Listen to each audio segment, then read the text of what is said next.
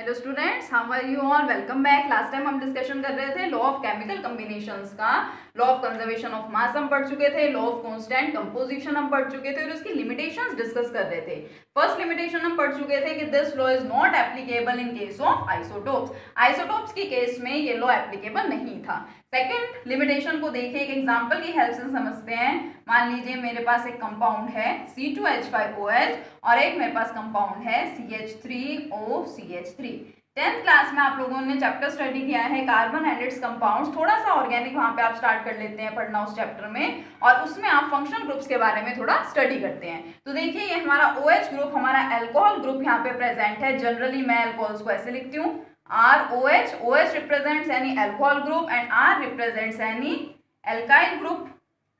ठीक है, तो यहाँ मेरा एल्काइल ग्रुप क्या है, C2H5 है एंड इट इज R, ये एल्काइल ग्रुप O, ये एल्काइल ग्रुप ROR किसकी जनरल रिप्रेजेंटेशन होती है, ईथर्स की।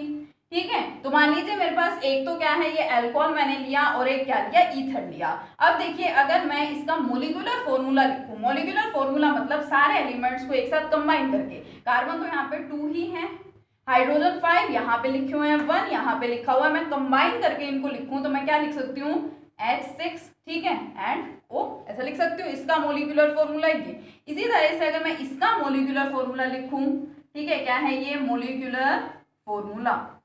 ईथर वाले का भी अगर मैं मोलिकुलर फॉर्मूला लिखूं, सभी को एक साथ कंबाइन करके ऐड अप करके, तो क्या मिलेगा, देखिए 2 carbon atoms C2, 3 and 3 6 and 1 oxygen. ठीक है, तो यानी दोनों, ये तो मेरे पास क्या है, अल्कोहल है, ठीक है, अल्कोहल यहाँ पे प्रेजेंट है और ये क्या है मेरे पास, कोई ईथर है। दोनों का मोलिकुलर फॉर्मूला क्या है, सेम है। मोलिकुलर फॉर्मूला यहाँ पे सेम है और अगर मैं लिखूं, क्योंकि हम बात कर रहे हैं लॉ ऑफ कांस्टेंट कंपोजिशन की और उसकी लिमिटेशन हम स्टडी कर रहे हैं, तो हमें यहाँ पे लॉ का मींस हमें अप्लाई तो करना पड़ेगा ना कि लॉ क्या कहता है। तो लॉ क्या कहता था कि ये जो भी कंपाउंड बन रहा है उसके जो कंबाइनिंग एलिमेंट्स होते हैं उनके मासेस का रेशियो हमेशा क्या होता है, फिक्स होता है। ठीक है, तो जो कार्बन, हाइड्रोजन और ऑक्सीजन कंबाइन होंगे इस कंपाउंड को बनाने के लिए, उसमें इनके मासेस का रेशियो देखिए, एक कार्बन आइटम का मास कितना होता है, 12, 2 कार्बन आइटम्स का कितना हो जाएगा, 24। रेशियो 1 हाइड्रोजन आइटम का मास होता है 1 ग्राम, 6 का कितना हो जाएगा, 6, और ऑक्सीजन आइटम, 1 ऑक्सीजन आइटम का मास कितना होता है, 16। सिंप्लीफाई करूंगी इसको तो क्या मिलेगा, मिल जाएगा ये। ठीक है, तो अब देखिए इसकी सेकंड लिमिटेशन यही है। सेकंड लिमिटेशन क्या कहती है कि आपके पास एक कंपाउंड है, उसके एलिमेंट्स कंबाइन तो होते हैं इसी रेशियो में। ठीक है, अगर इसके एलिमेंट्स की बात करूं तो इसका मोलिकुलर फॉर्मूला ये है और उसमें जो एलिमेंट्स जिस रेशियो में कंबाइन हो रहे हैं वो यही है। इसका मोलिकुलर फॉर्मूला भी यही है और इसके एलिमेंट्स जिस रेशियो में कंबाइन हो रहे हैं वो रेशियो भी यही है, बट उसके बावजूद भी हमें दो अलग अलग कंपाउंड्स मिल सकते हैं। अगर कार्बन, हाइड्रोजन और ऑक्सीजन कंबाइन हो रहे हैं इस टाइप का एक कंपाउंड बनाने के लिए, तो उनका रेशियो तो यही रहेगा, लेकिन जरूरी नहीं है कि ये रेशियो सिर्फ एक ही कंपाउंड का हो, उसी रेशियो से दो अलग अलग कंपाउंड्स की भी फॉर्मेशन हो सकती है। लाइक दिस, एक हो सकता है कौन, अल्कोहल, और एक क्या हो सकता है, ईथर, या इसके अलावा भी और सब्सटेंसेस हो सकते हैं। ठीक है, तो ये क्या है, इसकी सेकंड लिमिटेशन थी। नेक्स्ट लॉ की बात कर लेते हैं हम। दो लॉ आपको अच्छे से समझ में आ गए होंगे। थर्ड लॉ की बात कर लेते हैं। थर्ड लॉ बहुत सिंपल लॉ है, लॉ ऑफ मल्टीपल प्रोपोर्शन। ठीक है, law of multiple proportion.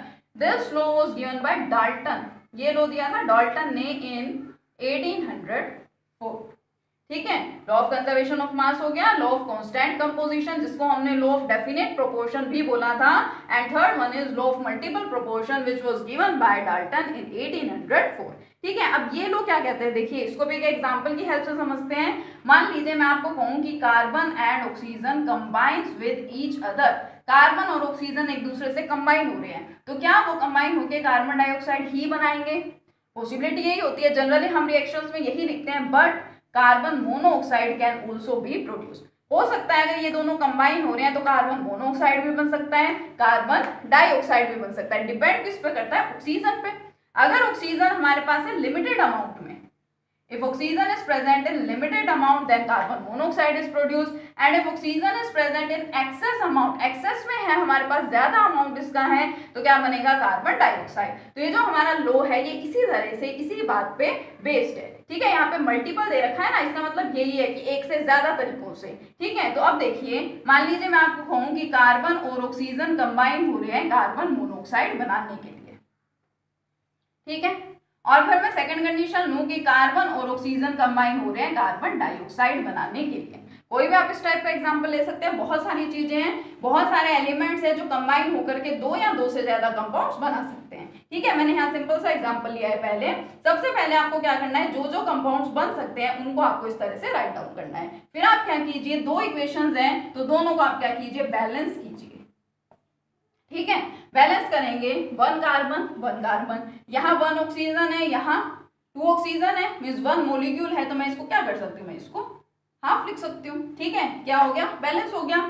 One carbon two oxygen. तो इन दोनों इक्वेशन से मुझे सीधा सीधा यहाँ पे क्या दिख रहा है कि कार्बन और ऑक्सीजन जब कंबाइन हुए दो अलग अलग टाइप के कंपाउंड्स बनाने के लिए, तो कार्बन तो यहाँ पे सेम ही है, कार्बन का एक ही एटम यहाँ है, एक ही एटम यहाँ है। कार्बन का मास कितना होता है, 12 ग्राम। वही मास उसका उधर है, वही मास इसका इधर है। तो ये लो हमें ये बोलता है कि जब दो एलिमेंट्स कंबाइन होते हैं एक दूसरे के साथ दो या दो से ज्यादा कंपाउंड्स बनाने के लिए, तो क्या होगा, एक एलिमेंट तो सेम होता है, फिक्स है, उसका मास भी क्या रहेगा, फिक्स रहेगा। लेकिन उसके अलावा जो हमारे होते हैं दूसरा एलिमेंट, ठीक है, दूसरा जो एलिमेंट है जो अलग अलग फॉर्म में प्रेजेंट होता है, अगर हम उनके मासेस का रेशियो ले लें, ठीक है, अगर हम इन दोनों के मासेस का रेशियो ले लें तो वो रेशियो हमें कैसे मिलेगा, a simple whole number ratio.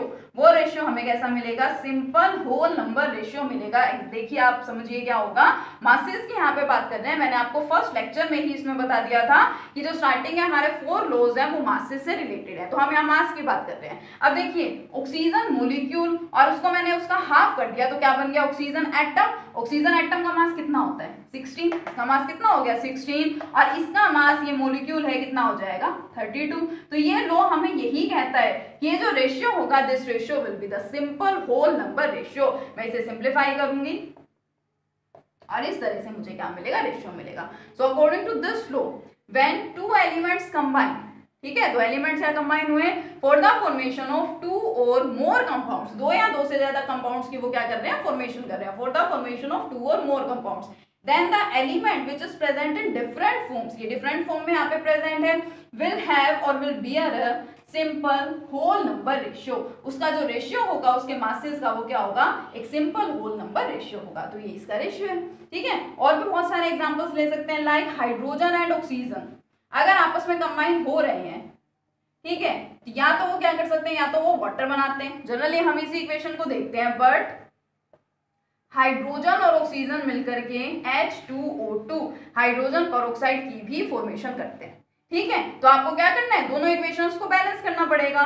यहाँ पे दो हाइड्रोजन, एक ऑक्सीजन, और फिर यहाँ पे कितने ऑक्सीजन है, 2, ठीक है। अगर मैं इसको 2 करूंगी तो फिर हाइड्रोजन भी चेंज हो जाएगा, मुझे इसको भी करना पड़ेगा। तो एक छोटे से फटाफट से इसको बैलेंस करने के लिए शॉर्ट फॉर्म में हम इसको क्या कर देते हैं, इसी को ही कर देते हैं, सिर्फ हाफ हो गया, ठीक है, 1 एटम बन गया यहाँ पे। और नेक्स्ट वाला देखेंगे, 2 hydrogen 2 oxygen and 2 oxygen, balance हो गया।